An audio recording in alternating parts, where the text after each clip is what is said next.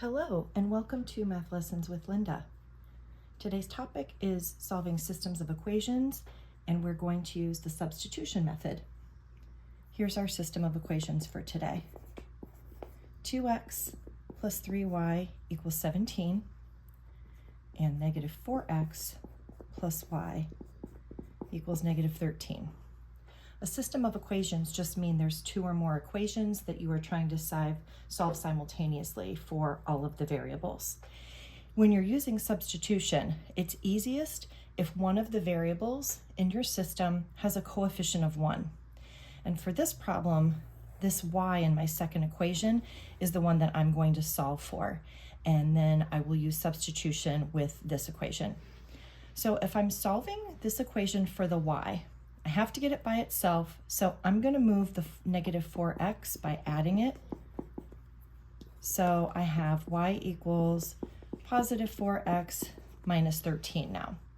So the part that I want to substitute is this 4x minus 13, and everywhere I see a y in my other equation, that's where I'm going to put in this 4x minus 13, and at that point, I will have one equation that only has one variable that I can solve easily.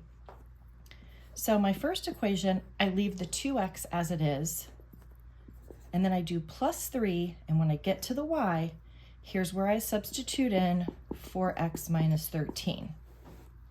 That's going to equal my 17. I have one equation, it's all x's, so I'm going to distribute through. That way I'll be able to combine some like terms. So I've got this 12x minus 39 now. I'm going to combine my x terms here.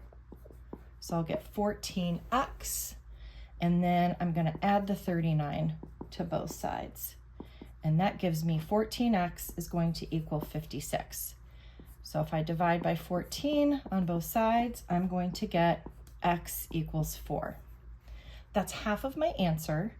Because a system of equations, the solution is a point, so I have the x value for my point. So the easiest way is to go back now to get the y.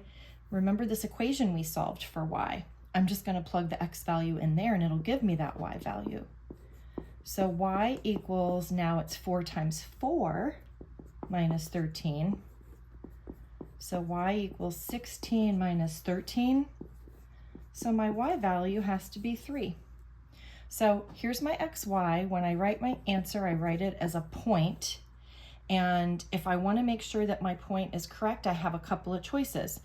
I can take this and plug it into both equations and it should check out.